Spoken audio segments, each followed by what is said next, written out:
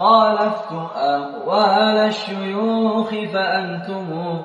You, yes, I'm talking to you. You're an ambassador to Islam everywhere you go. And what better way to be an ambassador to your faith other than rocking a premium Moroccan Gadora or Jalaba as you see me rocking the Orthodox Muslim. Get yours today on chopanddoodles.com and support the Orthodox Muslim channel. Have you seen a prophet? I have not met any prophet, not that I know of. No, I'm saying if there's a prophet from God, you have to accept him. What does that mean, accept him? You have to accept that his message is from God, that he's speaking the truth. And what would that? How does that message affect me? None of the prophets really spoke to me personally, did they? The prophets really were speaking for their time and people of their time. Nate, what prophet do you mean is speaking for all time? They don't have to speak for all time. You just have to affirm that their messenger is from God. Why? Where's the requirement that I have to affirm the messenger is from God? And like, for instance, if let's say even most Orthodox Jews, I think, the Tanakh is very long. I'm not sure if I could ask, even a regular person on the street and ask him, okay, so what exactly did Micah tell you? Who was he, and what did he tell you? They may not know, they may not care, and the truth is, there's no requirement that they have to go ahead and read him and figure out what he said and accept him. Where's that requirement? Where's the requirement that you have to accept prophets from God? Yeah. You can't just make it up, you got to have a source. Where's that requirement? Okay, so can you reject Isaiah? You reject Isaiah how? Isaiah, what he said doesn't really apply to me in 2025. He said, keep a Torah, fine, I'm doing that. He said that God will kick us out of the land, it happened. He said that there certain things might happen, they happened. Okay, good, now what? What's the requirement for me to wake up in the morning and say, I believe in Isaiah? There is no requirement. No, I understand that, but I'm saying, is it possible for you as a Jew to say Isaiah is not a prophet? Is it possible for me to say that Isaiah was not a prophet? Yeah. And to say whatever Isaiah said, I reject. So I would say it was probably a rabbinical issue. I think because when the men of the Great Assembly canonized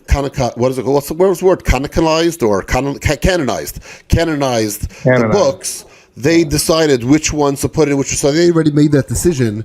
So I guess the way we have Tanakh is already set up by the men of the Great Assembly. So yes, there is a requirement to believe in what the men of the Great Assembly believe, because there are requirements in Deuteronomy 4:2 and Deuteronomy 13:1 and Deuteronomy 17:8. So we have to believe in, when there are people who explain what the law is, we have to listen to them. So the men of the Great Assembly, sort of like the Talmud. If the Talmud told me who the prophets were, then yes, there would be a requirement for me to tell them to do that. But as far as anyone that was after the time of the Mishnah, I don't think there's any requirement. Okay, so the requirement exists in the Torah. So I know you interpret Deuteronomy 18 to be regarding any prophet, or just generally the prophets that'll come after Moses. Yeah, but Deuteronomy 18:5 doesn't say, 18:15 doesn't say specifically I have to believe in any past prophet. It's saying there will be people like Moses, like you said, Isaiah. Exactly, Isaiah, right? But again, Isaiah is not talking to me in 2025, is he? Well, I mean, to a certain extent, I guess he could. You can't deny Isaiah, right? You can't deny Isaiah as a prophet. The verse does not tell me I can't deny Isaiah. So can you deny Isaiah as a Jew? So I can't, because already the men of the Great Assembly. Exactly, that's what I'm saying. Right, okay, so I follow who the men of the Great Assembly stated who the prophets were. I understand, but for example, in the time of Jeremiah, did the men of Great Assembly recognize Jeremiah to be a prophet? First of all, there was no men of the Great Assembly at the time, and that was. But the leaders of Israel at the time, they didn't recognize Jeremiah, did they? So a lot of them. No, obviously he was jailed by the king himself. Right, and Isaiah, there's a tradition that Isaiah was unalived, split in half by the leaders of Israel. I don't know about Isaiah. I know that there was others. No, the tradition is mentioned by Josephus and early writers. Well, but the point is, I don't know about the that. I don't know point about him. is, I know there was another prophet that Zechariah. But anyway, go on. yeah, the point, for example, Nehemiah says that the Israelites unalived the prophets, right? They analyze one prophet. No. Nehemiah says that they unalived the prophets. That's what Nehemiah says. And therefore what? How does that lead me to anything? Therefore, it could be the case that there is a true prophet is rejected by the leadership of Israel and is later identified to be a prophet. Okay, that's possible. Okay, cool. Theoretically, that's possible. Sure. Okay, cool. So now I'm asking you, why don't you accept that the Prophet Muhammad is a prophet from Hashem?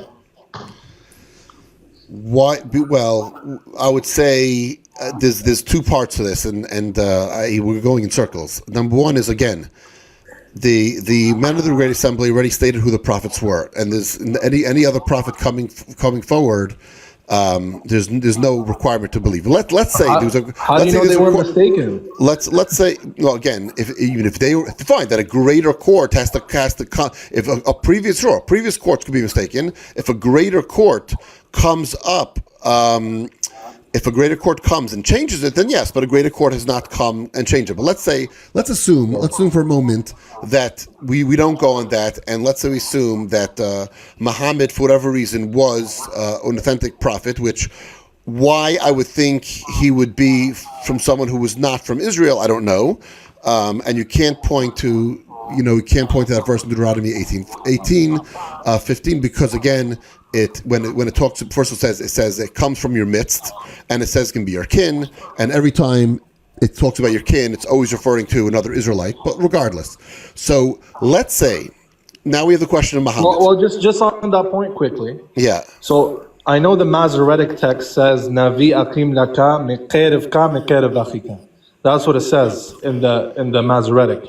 But in the earlier texts, and I know you don't accept them, but they're still early witnesses. We have the Septuagint and the Samaritan texts that are earlier that read Navi akim laka mekerev achika. So not from the midst of you, from your brethren, but rather from the midst of your brethren. So then the reading becomes that the prophet comes from outside of Israel, not from within Israel. No, it doesn't. What you just said does not say it comes from outside. It would have said mechutz, but it doesn't say mechutz. It says bekerev, from your midst. So you're saying the same thing. No. So one says mekerev ka, and then the other says mekerev achika. So one says from your midst, from your brethren. The other says from the midst of your brethren. What is the difference? What is the difference? So Maimonides actually brings this up as a defense in his letter to Yemen.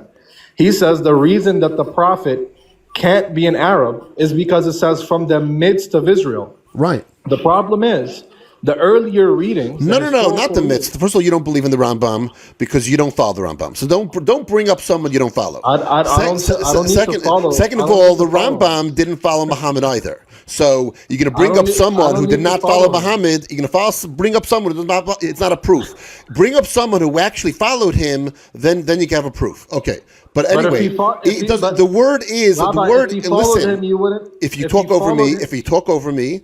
All right, no problem. Okay. Sorry about that. If the word, forget about bekerev, which by the way, I don't know why you're arguing whether it says within your midst or within the midst of your brothers. The word brothers means the Israelites, because in Leviticus, when it says the priests must marry a woman from their brothers, it does not mean they marry Ishmael women. So the word never means someone who's outside of the family. But again, I'm putting that aside. I'm putting that aside, and let's talk about Muhammad himself. Can I reply to what you just said? Please? No. I need to answer your question because there are a lot of people waiting, and we got to move this along. I just want to reply to what you said about the Levites.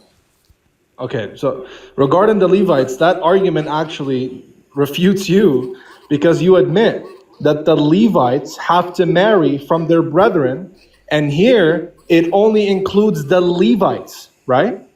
What only includes the Levites? That Levites only married Levites, right? No, first of all, that's not true. A Kohen, a priest, is allowed to marry from any tribe. What are you talking about? No, what you just mentioned when it says the Levites marry from their brethren. I said the priests, the Kohen, the priests. Yeah, the priests, right? Yeah. What is the context of that? When The it context says is who brethren, they're allowed to what is that marry. referring to? It's referring to who they're allowed to marry. And they're allowed to marry from who? Anyone from their brethren. And their brethren are who exactly? The Levites or just any tribe of Israel? The 12 tribes of Israel. Okay, perfect. Priests So- normally marry outside of their tribe. Okay, perfect. So that's why I mentioned this is actually an argument against you, because you said here their brethren is referring to Israel.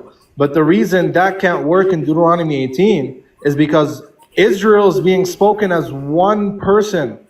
Okay? So the brethren of Israel cannot be within Israel. That's point number one. It doesn't mention the word Israel in that verse.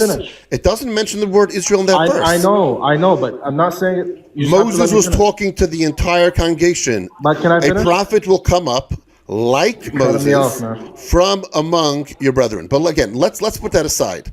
And let's talk about... You're not letting me finish. That's the problem, man. You just cut me off in the middle. I just wanted to finish.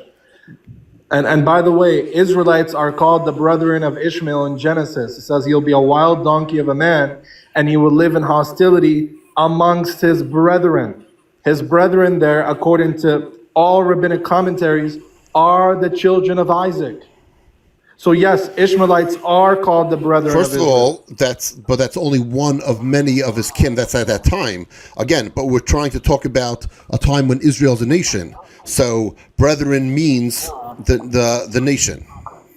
No, it can't here. Sure, because Abraham called Lot his kin, but he also called people who were not necessarily related to him. He called Eshcol, Aner, and Mamre his kin. So anyway. So are the Ishmaelites the brethren of Israel? Are the Ishmaelites the brethren of Israel? It depends on what context. You're talking about... Beautiful. There you go. There we go. That's my point. You said, when it says brethren, it can't refer to outside of Israel. Correct. Well, you just conceded that it can refer to Ishmaelites. And I'm telling you, the context makes that reading necessary for two reasons. It's because if you read verse 15, the whole point is that the congregation doesn't want to hear the voice of God anymore because it's too scary. They can't stand it. And they speak of themselves in the singular. They says, let me not hear the voice of the Lord my God, lest I die. And then God says, in the singular, referring to Israel as one person, that the prophet will be from the brothers of Israel. So if I tell you, Rabbi is that your name, Rabbi Morty? That is my name, yeah. If I tell you I'll give $5 to your brother, does that include you? Does that include me? Yeah. $5, my brother's my brother, yeah. So, okay. So it doesn't include you, right? Right. So if Israel is spoken of as one person, and the prophet comes from the midst of Israel's brothers, it cannot be from Israel, which confirms Deuteronomy. So you're confirming also that the priests have to marry Ishmaelite women. Because the brother, it means Ishmaelite. It's contextual. So therefore, exactly, contextual. So when Moses is talking to the entire nation, he's saying that there will be another prophet from amongst your kin, right? So that means that's the Ishmaelites. No, it isn't. First of all, how do you know it's Ishmaelites? Why isn't it Esav? Why isn't it Edom? Why isn't it Midian? Why isn't it anyone else? Why Ishmael? Good question. Good question. From this verse alone, we don't know that it's Ishmael. Exactly. Let me finish. But you know what we know from the verse alone? I'll tell you what we know from the verse alone. Let me finish. Let me finish. Have you ever heard of prophet? I think you mentioned him before, Isaiah, right? So where did Isaiah come from? He's an Israelite, of course. Isaiah fulfills verse Deuteronomy 18:15. What is Samuel? Samuel fills that verse. All the prophets in the entire Tanakh all came from Israel. They all fulfill that verse. So why should I think that all of a sudden there's going to be some other prophet that comes from some other nation? Okay, I'll tell you. Because that interpretation is a late rabbinic interpretation and not an ancient interpretation of the Jews. We know historically from ancient writings like the Dead Sea Scroll, from even the attestation found in the Gospels. I know you don't believe them to be the Word of God, but there's still historical data nevertheless. We know that was interpreted to be a future prophet like Moses. As a matter of fact, the Maccabees. There was, like I said, there was a future prophet like Moses. All the prophets in the prophets were the future prophet. Okay, so just let me finish. This has historically been interpreted as a future singular figure. And that is exactly what the text says. The text doesn't say there's many prophets. The text says there's one prophet that will come and he will be like Moses, which Deuteronomy says there's no one in Israel that will ever be like Moses. Do you concede that? There was never been a prophet like Moses, correct. And the rabbis understand that to be never in Israel a prophet. One second. Again, you bring the rabbis up. The rabbis do not believe in Muhammad, so you can't. They don't have to. You can't bring up a source from say, oh, the rabbis interpret it this way, and therefore it must be this. No. Again, that verse is very, very clear. I don't know where you're getting from that in the Dead Sea Scrolls, by the way, which was dated till well to the end of the Second Temple period, and yet all these other prophets that rose up and fulfilled that verse in Deuteronomy already, and they all were Israelite people. Okay, they didn't understand it that way, though. That's of course, everyone understood it that way. Can you show me a single ancient figure before rabbinic Judaism, before the Talmud, before the Mishnah that understood it that way? There's no, except for the Tanakh itself. There's no commentary on the Tanakh that predates the Talmud. There's the Targum Jonathan that predates the Talmud. No, it doesn't. No, it doesn't. The Targum Jonathan was written after the Talmud. It does. No, it wasn't. Yes, it was. It was not. The Talmud. Yes, it was. First of all, the Medrash was written. Yes, because you're saying things that are nonsense. The Medrash was written after the Mishnah was written, toward the later period of the Talmud, and all the way up to the 1200s. So Targum Jonathan did not exist by the Dead Sea Scrolls. Okay, so can I finish? No. Okay. I'm going to go on. I'm going to go on to the other point. And if you can't, no, go on to the other point. And the other point is going back. So therefore, we already have that verse fulfilled. And let's say you want to say that for some reason, after the prophets were were all from Israel, that somehow some other nation's going to have a prophet, which by the way is not unique because we had Balaam. Balaam was a prophet from. Balaam was a prophet from, according to your own interpretation, from Kin, right? He came from Lavan's family, so technically he was kin to Abraham somehow. So we already had a non-Jewish prophet, but let's say some non-Jewish prophet's going to come up for whatever reason. I don't even know why the logic even makes sense, but for some reason, 600 years after the temple's destroyed, some other prophet's going to come up in Arabia. And he's going to say what? What did he say that contradicts the Torah? Yeah, so the prophet from Arabia is the light to the Gentiles. He is the fulfillment. So therefore, why do I have to believe in him? I'll tell you. Because this prophet is a prophet that comes after the Jews broke their covenant with God, and the Torah is done away with. And now the universal law... There's no such thing as Torah being done away with. It's impossible. It's impossible. I'll tell you, it's not impossible. Because can I just respond? Because yeah. So according to Rabbi Joseph Albo, he writes that it is possible for the Torah to be done away with under the condition that a prophet greater than Moses arises. Do you agree? I completely disagree.